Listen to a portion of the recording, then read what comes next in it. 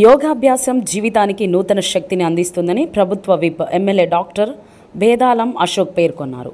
యోగాంధ్ర కార్యక్రమంలో భాగంగా ఇచ్చాపురం నియోజకవర్గంలోని కవిటి మండలంలోని కొత్తపాలెం సముద్ర తీరంలో నిర్వహించిన యోగాభ్యాస శిక్షణలో ఎమ్మెల్యే డాక్టర్ అశోక్ పాల్గొన్నారు.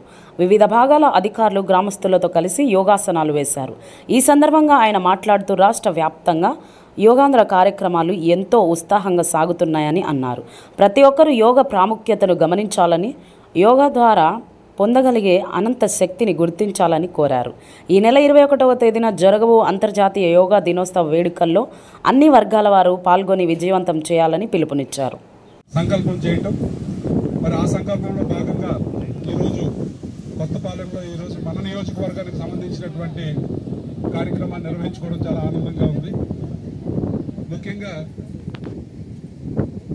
యాంత్రికమైనటువంటి మన జీవితంలో స్వస్థత నింపాలన్నా, మన ఆరోగ్యాన్ని మనం కాపాడుకోవాలన్నా ఖచ్చితంగా యోగా అనేది ఎంతో ఉపకరిస్తుంది అని మనందరికీ తెలుసు.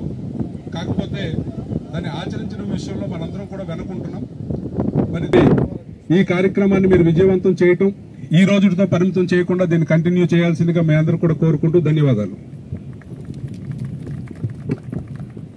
Thank you sir.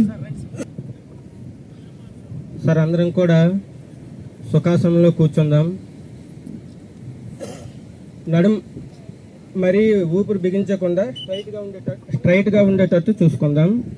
అందరం కూడా నడుము కొంచెం నిటార్ చేసి ప్రశాంతంగా చూపుడు వేలు బొటన వేలు జస్ట్ ఇలా ఇచ్చేసి ఇవి రెండు కూడా పైకి ఉండేటట్టు ఈ విధంగా పెట్టి ప్రశాంతంగా కూర్చొని ఓంకారం నేను చెప్తాను, అందరం కూడా ప్రశాంతంగా కళ్ళు మూసుకుందాం.